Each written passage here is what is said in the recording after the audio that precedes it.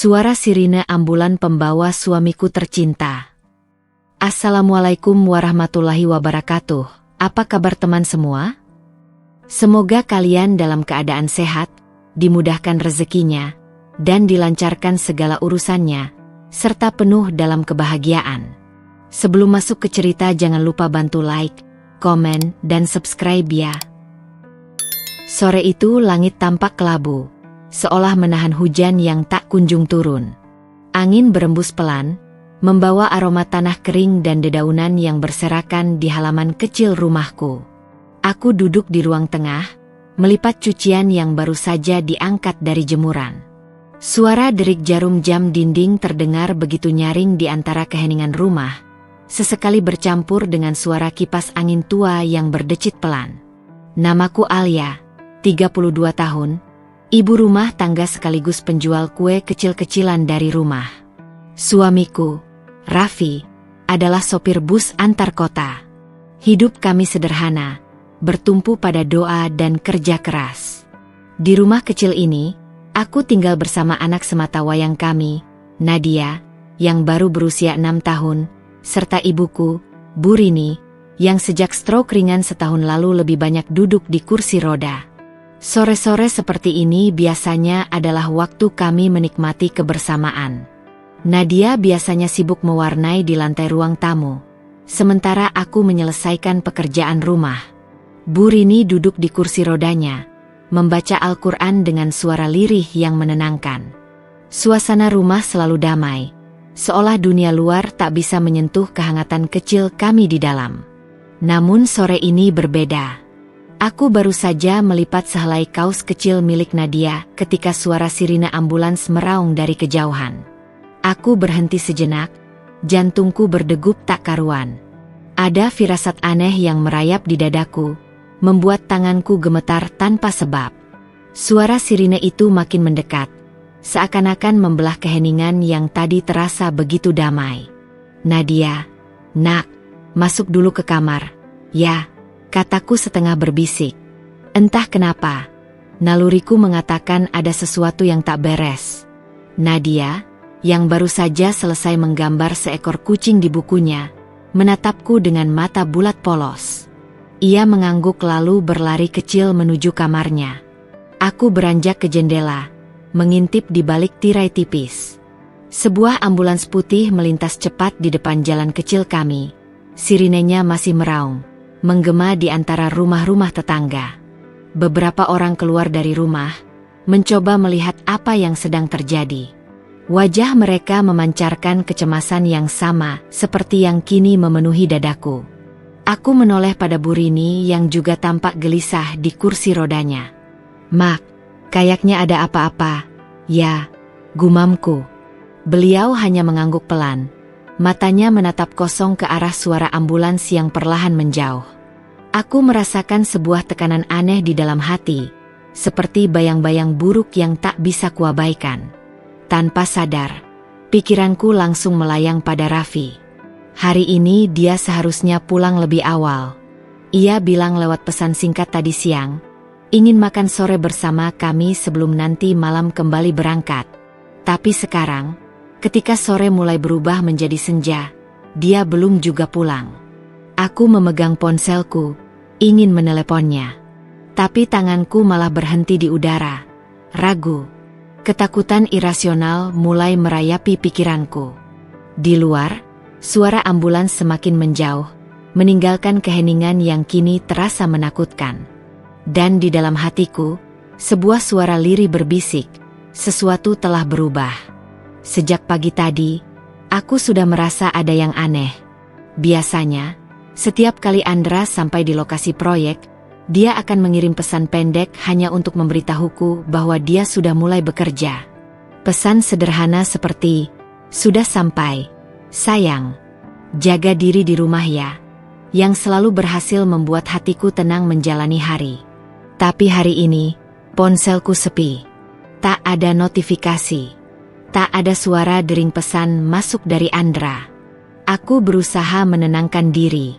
Mungkin dia hanya sibuk. Mungkin alat berat di lokasi ribut dan dia tidak mendengar suara ponsel. Proyek galian tanah memang kadang membuatnya bekerja dalam kondisi berisik, berdebu, dan penuh risiko. Tapi tetap saja, aku gelisah. Beberapa kali aku mencoba menelepon. Setiap kali, hanya suara operator yang menjawab, mengatakan bahwa nomor tujuan sedang tidak dapat dihubungi. Aku menghela napas berat, mencoba mengalihkan kecemasan dengan sibuk di dapur, menyiapkan makan siang untuk Nadia dan ibuku. Tapi tangan ini terasa berat, seolah ada beban yang tak kasat mata menggantung di pundakku. "Nak, makan dulu. Jangan bengong saja," tegur Bu Rini dari ruang tengah.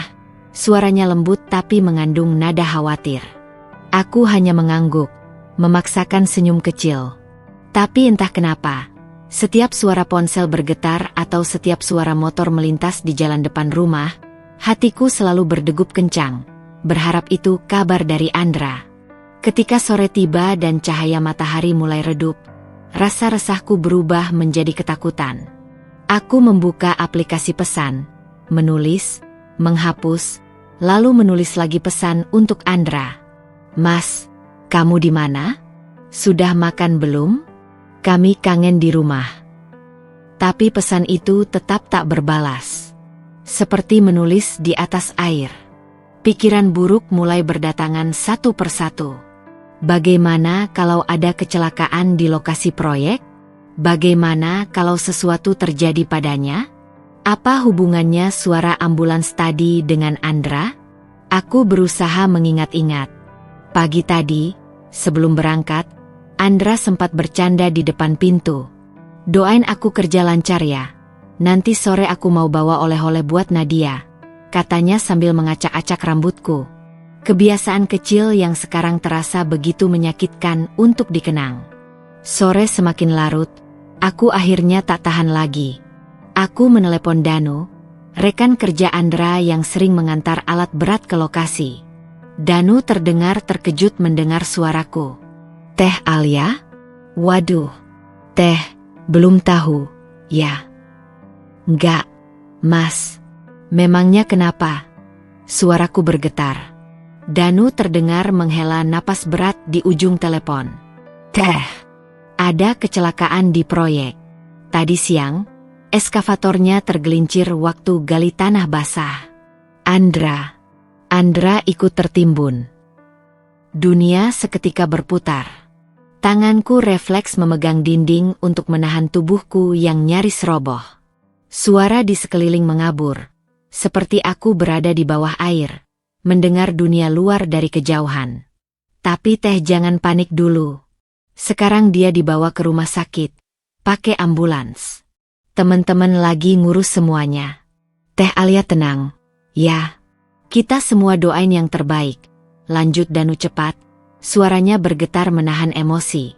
Aku tak bisa berkata apa-apa. Tubuhku kaku. Hanya air mata yang akhirnya mengalir tanpa bisa kubendung. Suara sirine ambulans yang tadi kudengar. Apakah itu membawa suamiku?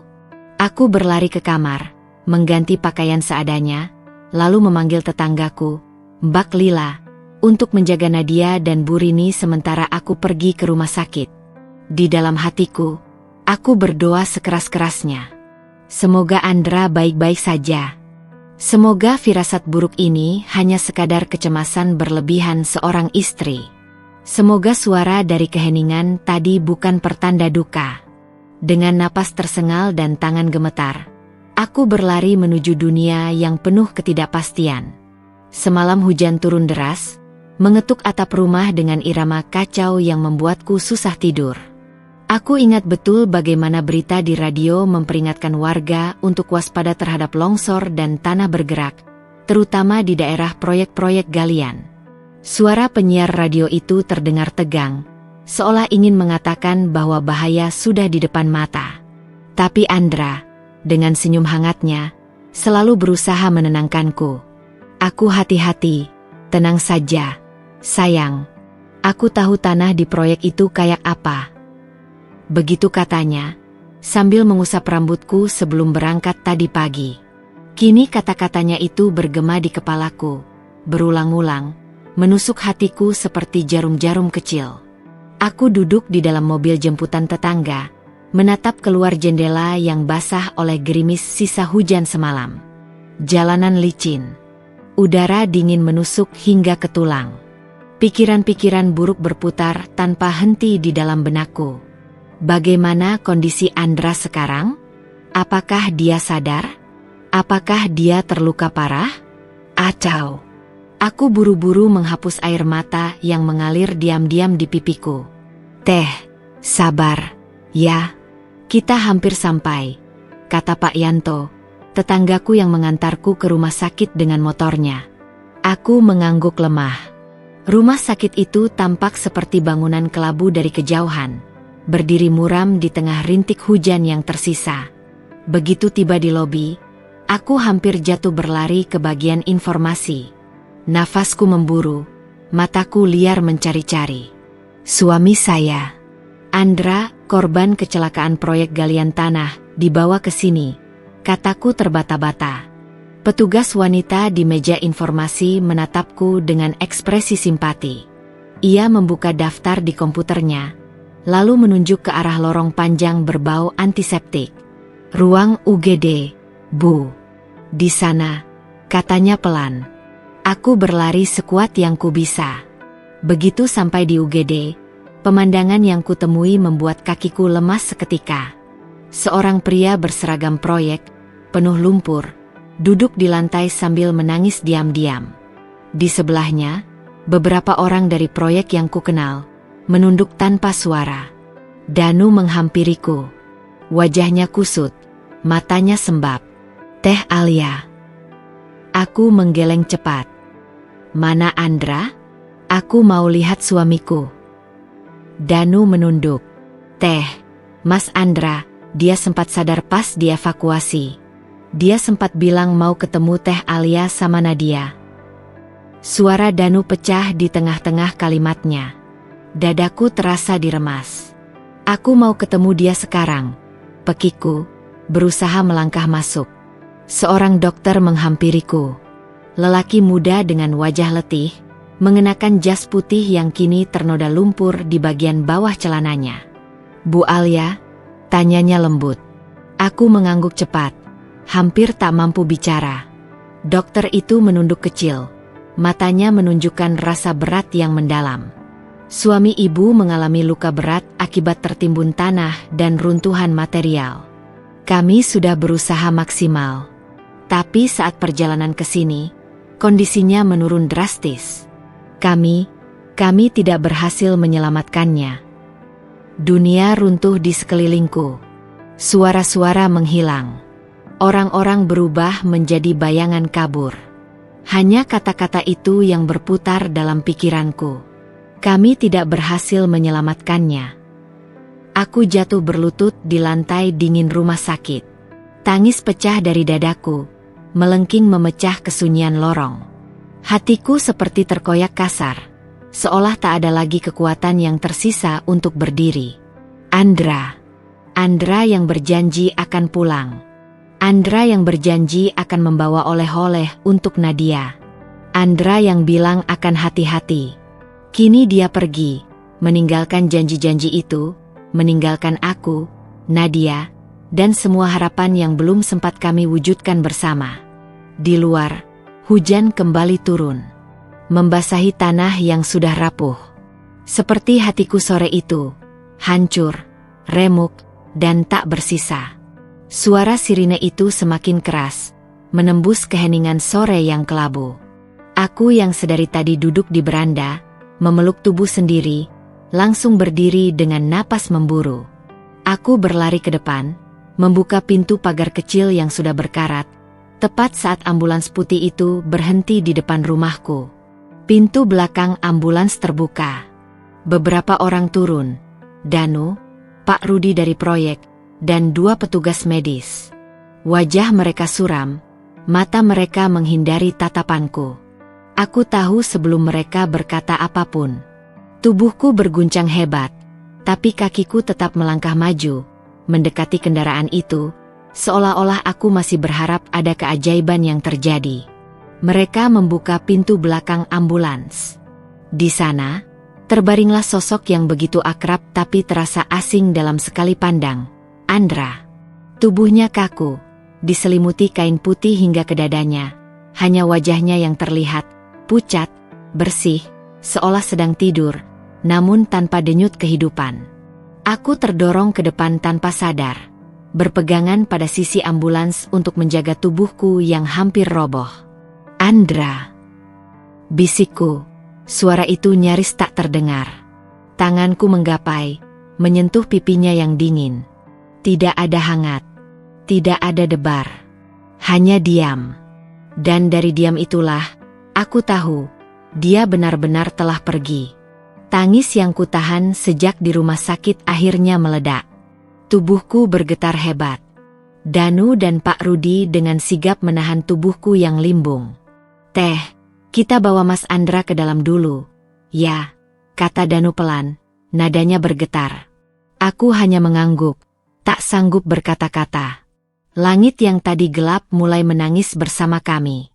Rintik hujan turun perlahan, membasahi tanah, menambah pilu suasana. Mereka menurunkan tubuh Andra dengan hati-hati, membawanya ke ruang tengah rumah.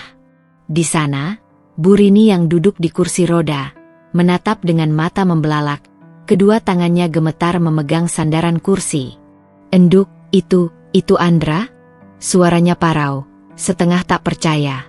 Aku menghampirinya, memeluk pundaknya yang rapuh.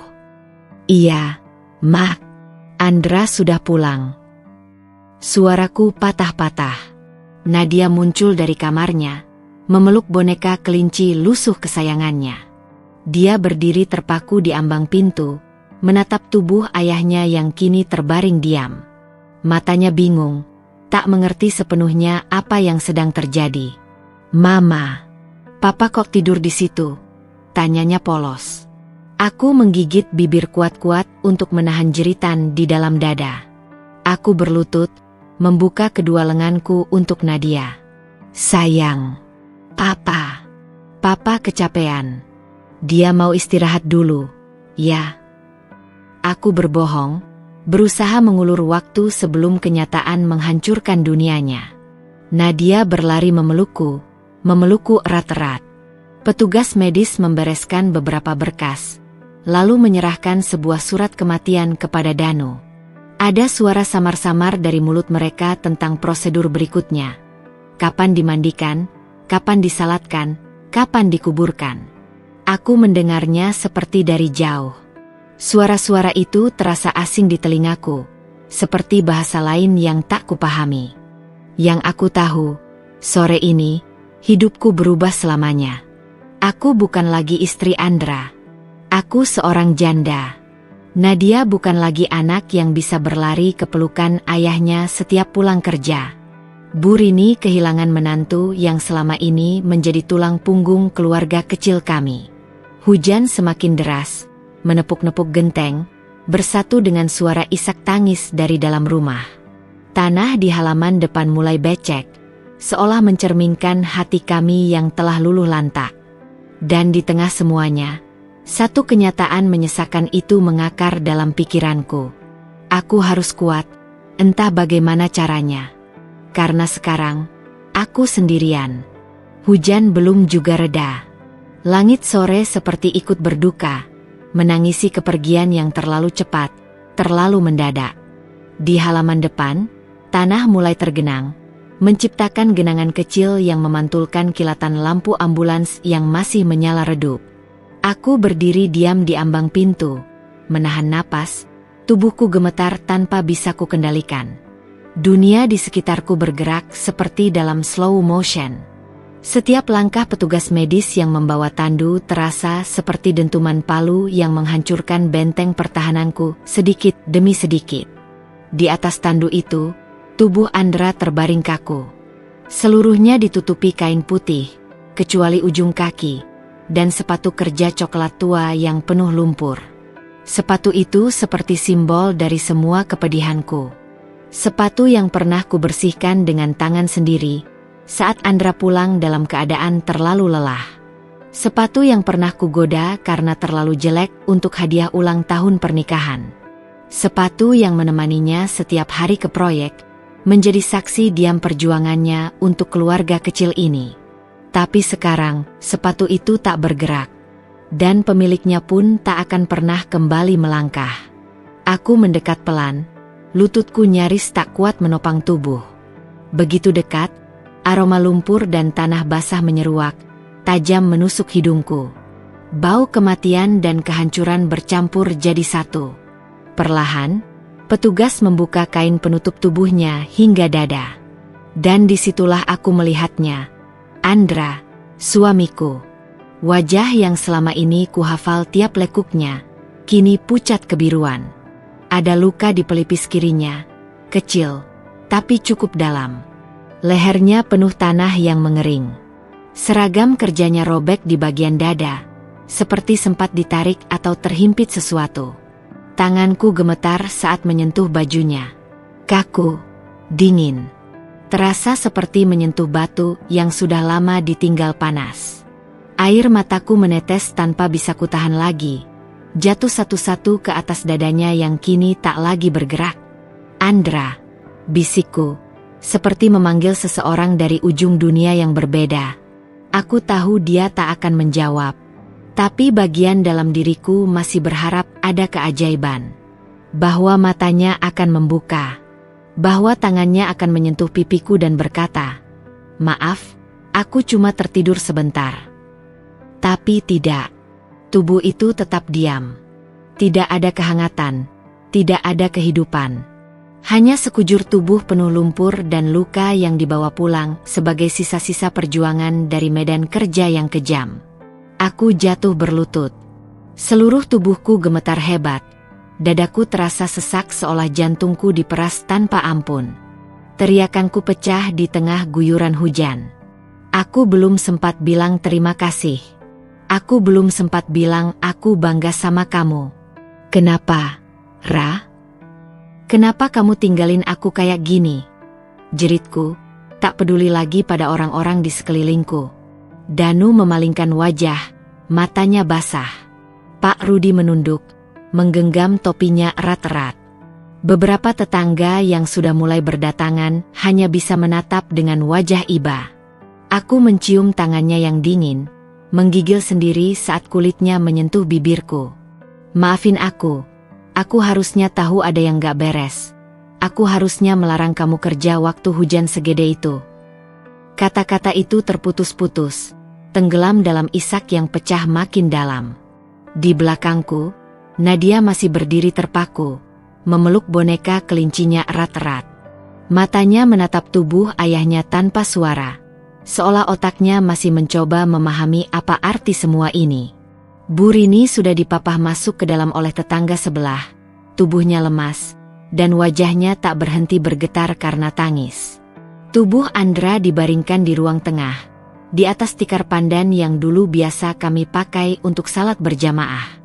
Tapi kini, tubuhnya hanya bisa terbujur lurus di sana, berselimut kain putih yang penuh noda tanah. Aku duduk di sampingnya, tak bergeming, bahkan ketika hujan makin deras dan orang-orang mulai berdatangan membawa doa dan air mata. Aku tak tahu harus bicara apa pada mereka. Aku hanya tahu satu hal, dunia ini baru saja runtuh. Andra, lelaki yang selalu pulang membawa senyum meski tubuhnya lelah luar biasa, kini pulang untuk terakhir kalinya, dalam keadaan yang bahkan tidak sempat mengucapkan selamat tinggal. Langit senja perlahan berubah menjadi hitam. Di dalam rumah, aroma tanah basah dan hujan masih menguar samar. Tubuh Andra sudah terbaring di ruang tengah, diselimuti kafan, dikelilingi oleh doa dan isak lirih orang-orang yang datang melayat. Tapi telingaku tak menangkap satupun bacaan. Semua suara terdengar seperti gema jauh yang tak kuartikan. Yang kutangkap hanya satu, suara Pak Rudi, mandor proyek tempat Andra bekerja, yang akhirnya angkat bicara setelah duduk cukup lama menunggu aku tenang. "Alia," katanya pelan, menatapku dengan mata merah yang jelas menahan sesal. "Aku harus jelasin ini, walaupun rasanya berat." Aku mengangguk pelan. Duduk di kursi dekat jendela, tanganku masih menggenggam syal Andra yang penuh lumpur. Setiap genggamannya terasa seperti menggenggam serpihan kenangan. Longsor itu datang mendadak. Hujan semalam memang deras banget. Tanah jadi berat, rapuh, ucap Pak Rudi pelan. Andra lagi nyelesain galian terakhir buat tanggul penahan. Dia di dalam kabin eskavator. Waktu itu, aku menegakkan tubuh, menahan napas. Dia nggak sempat keluar. Alia. Tanah dari sisi atas langsung turun, nimpanya dari samping. Semua tertimbun. Kabin, mesin, semuanya terkubur dalam hitungan detik. Kita baru bisa temuin dia jam 4 pagi setelah galiannya kita keruk balik pakai alat bantu. Lidahku keluh. Dadaku seperti diinjak berkali-kali. Kupandangi wajah Pak Rudi yang diliputi rasa bersalah. Tapi aku tak tahu harus berkata apa. Dia pasti panik. Dia pasti takut. Bisikku, nyaris tak terdengar. Dia sendiri di dalam gelap. Dia nggak bisa kemana-mana. Dia pegang radio komunikasi. Li, lanjut Pak Rudi. Suaranya tercekat. Kami nemu radionya di tangan dia. Dia sempat pencet tombol, tapi nggak sempat bicara. Tanahnya udah nutup duluan. Aku menunduk. Air mataku tumpah lagi. Bukan karena kematian itu sendiri, tapi membayangkan detik-detik terakhir Andra sendirian, terkurung, dalam gelap, dalam ketakutan, tanpa aku di sisinya. Dia pasti mikirin aku, mikirin Nadia. Ucapku dengan suara bergetar. Dia pasti takut ninggalin kami. Pak Rudi tak menjawab. Ia hanya menunduk, menyeka matanya diam-diam. Selama ini dia kerja kayak nggak kenal lelah. Demi kami. Dia selalu bilang, sedikit lagi selesai. Ya, nanti kita bisa jalan-jalan, bisa beli Nadia sepeda baru. Tapi ternyata ini, sedikit laginya. Suaraku patah. Aku memejamkan mata, dan di sana muncul bayangan Andra, duduk di dalam kabin, hujan turun di luar, tangannya gemetar saat tanah mulai bergerak. Mungkin dia berteriak. Mungkin dia mencoba buka pintu. Tapi tanah lebih cepat dari harapannya. Aku tak bisa menahan isak. Dia orang baik, Li, kata Pak Rudi lagi. Dia pekerja paling jujur, paling tekun. Semua orang di proyek kehilangan dia. Tapi yang kehilangan dia paling dalam adalah aku. Karena aku kehilangan segalanya. Malam itu terlalu sunyi. Bahkan suara jangkrik pun seperti enggan menyapa rumah ini. Aku duduk di sudut ruang tamu, di mana lampu redup menyisakan bayangan-bayangan kelabu di dinding. Tubuhku berselimut syal tipis, tapi dingin yang kurasa bukan hanya dari udara malam, melainkan dari kehampaan yang tak bisa dijelaskan dengan kata-kata. Di pangkuanku, baju kerja Andra masih lembab, penuh bercak lumpur dan sobekan di bagian lengan kanan. Baju ini seharusnya sudah di mesin cuci, dijemur, lalu dilipat rapi seperti biasa. Tapi sekarang, baju ini hanya menjadi sisa terakhir dari kehadirannya. Kurai bagian kerahnya, dan menghirup dalam-dalam. Masih ada bau tubuhnya. Bau peluh, minyak solar, dan sedikit aroma sabun mandi yang biasa kupilihkan untuknya. Bau Andra. Bau yang selama ini menjadi rumahku. Dan kini hanya menjadi hantu kenangan yang menyayat setiap hela napas. Air mataku kembali jatuh, membasahi noda tanah yang mengering. Tangisku tak seperti tadi siang, yang menggelegar dan membuat tubuhku gemetar hebat. Tangisku malam ini pelan, perlahan, tapi menggali luka jauh lebih dalam. Aku menatap ke arah ruang tidur kami yang kini tertutup pintunya.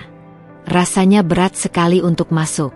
Di sanalah kami biasa bertukar cerita sebelum tidur. Di sanalah dia pernah mengecup keningku sembari berkata, "Kita bakal punya masa depan yang indah, ya? Kamu percaya kan?" Aku percaya. Dulu. Dan itulah yang paling menyakitkan. Kepercayaanku dibalas dengan kenyataan sekejam ini. Bayangan Andra hadir di mana-mana. Di kursi ruang makan, di mana dia biasa duduk dengan handuk masih melingkar di leher, sambil menyesap kopi pagi buatan tanganku. Di pojok teras, tempat dia duduk tiap sore menunggu adzan maghrib, kadang sambil menggoda tetangga kecil yang lewat. Di rak sepatu, sepasang sepatu kerjanya kini tinggal satu, karena yang satu lagi ikut dikubur bersama tubuhnya. Aku memeluk bajunya erat-erat. Aku nggak siap, Ra. Aku belum siap ditinggalin. Bisikku lirih, suara tenggelam di antara isakan. Kita janji mau liburan ke Jogja. Kamu bilang pengin ngajak Nadia lihat laut. Kamu pengin beliin aku rumah kecil yang ada taman belakangnya. Kamu janji. Dan yang paling pahit adalah, aku tahu dia tak pernah berniat mengingkari. Aku tahu dia juga ingin semua itu terjadi. Dia bekerja siang dan malam, bahkan saat hujan turun deras dan peringatan longsor bergaung di radio. Dia hanya ingin semua mimpinya terwujud. Untukku, untuk Nadia, untuk keluarga kecil kami yang baru saja merangkak menuju stabil. Tapi hidup tak memberi waktu. Hidup hanya memberi aku malam ini, malam tanpa pelindung, tanpa bahu tempatku bersandar, tanpa suara berat yang biasa menenangkan setiap ketakutanku. Dari balik dinding kamar, ku dengar suara kecil memanggil, "Bunda." Nadia, anak kecilku, gadis mungil yang belum mengerti sepenuhnya bahwa ayahnya tak akan pernah pulang lagi. Aku bangkit dengan susah payah, meletakkan baju Andra di atas kursi, dan menuju kamarnya.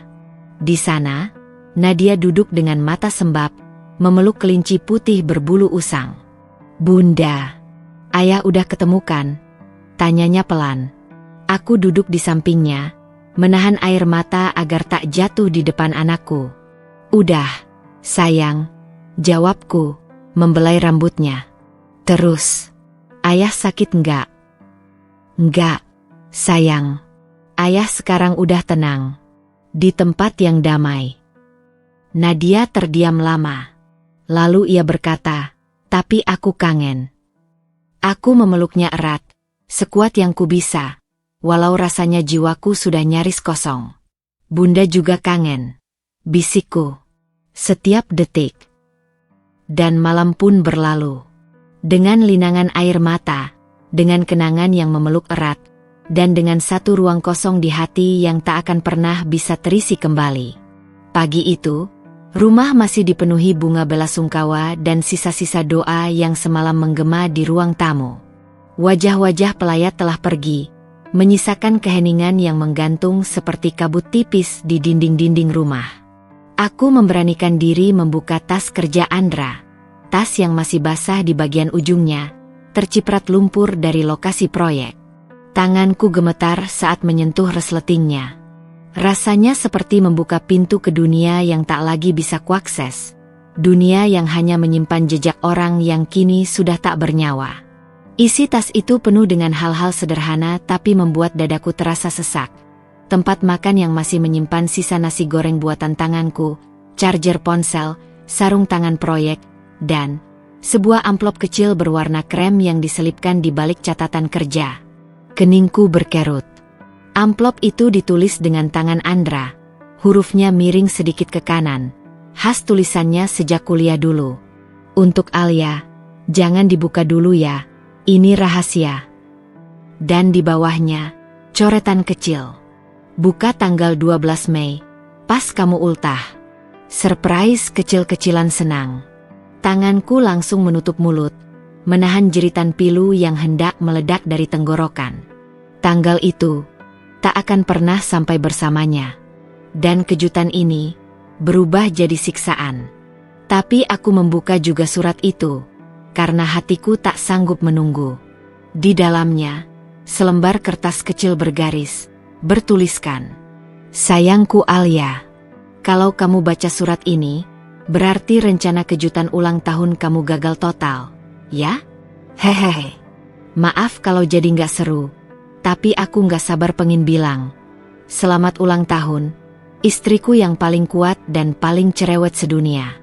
Tahun ini aku udah sisihin uang lembur buat kamu, biar bisa booking villa kecil di Lembang, bawa Nadia, dan kita istirahat sebentar dari hiruk pikuk dunia. Aku tahu kamu capek banget belakangan ini.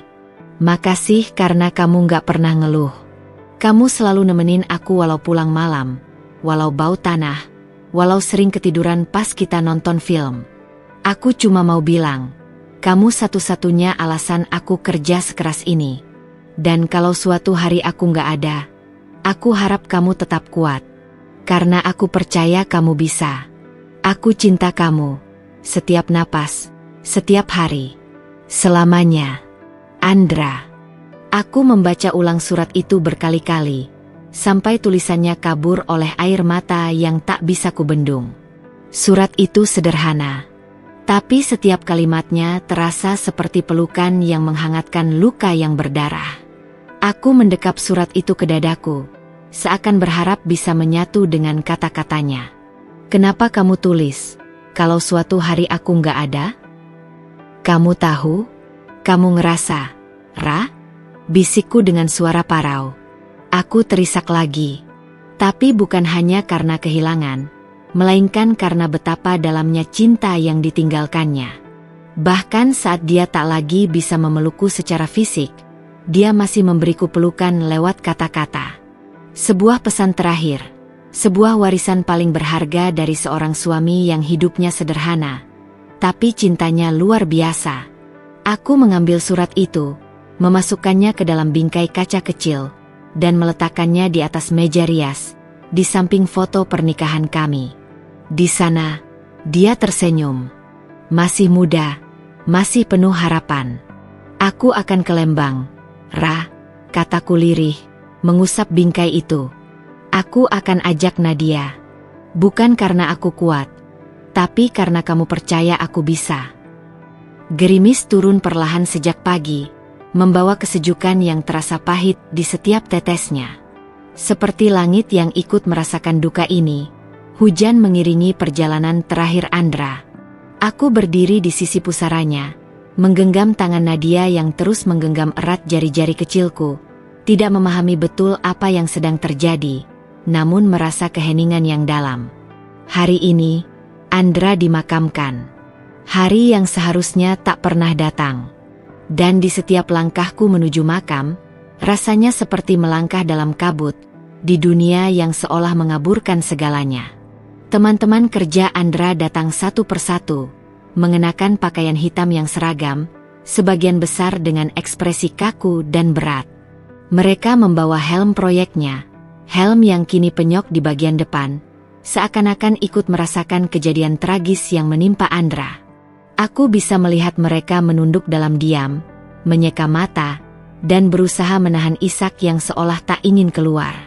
Pak Rudi, mandor yang dulu selalu mendampingi Andra dalam setiap proyek, tampak paling terpukul.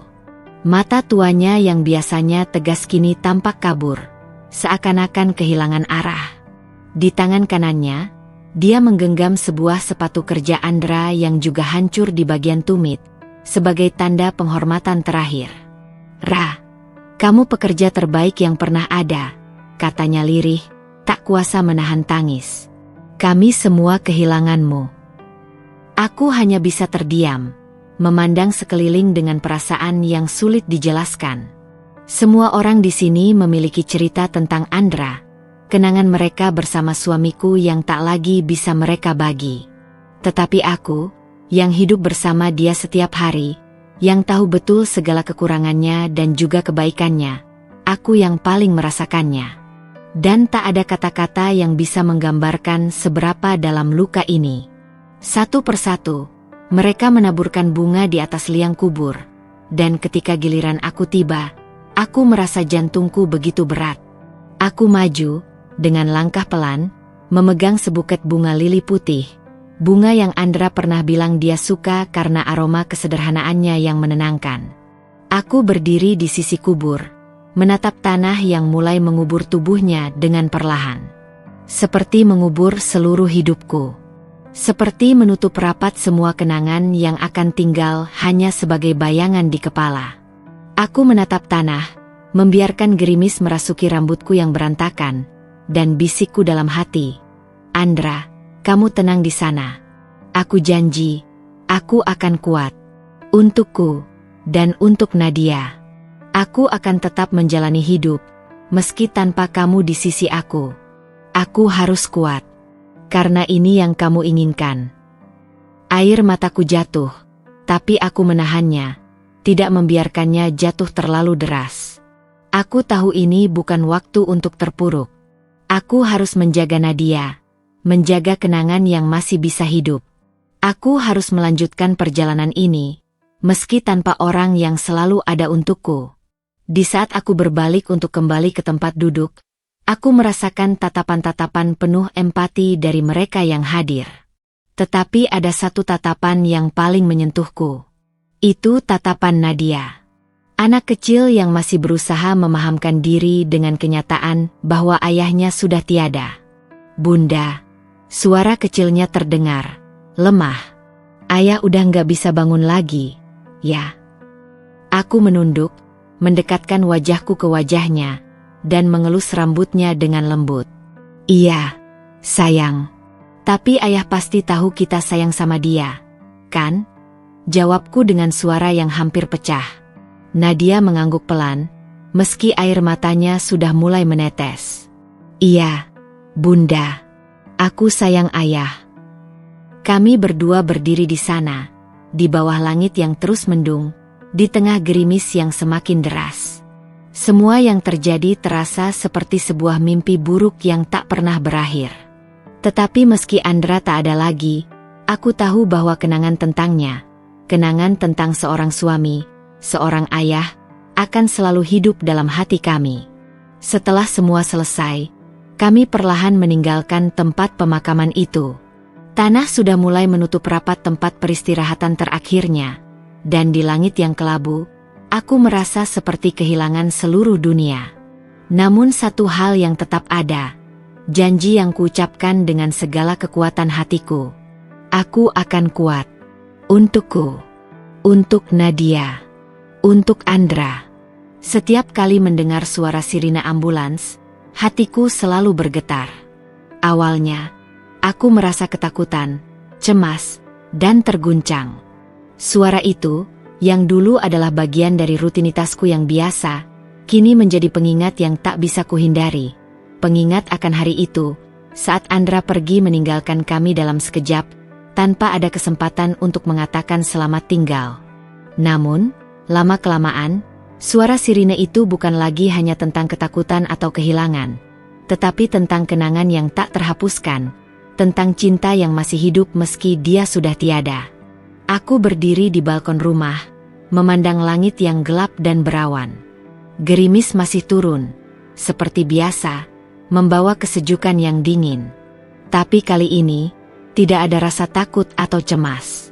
Yang ada hanya ketenangan yang perlahan-lahan mulai mengisi ruang kosong di dalam hatiku. Aku merasa seperti ada pelukan yang lembut, meskipun tubuhnya tak ada di sini.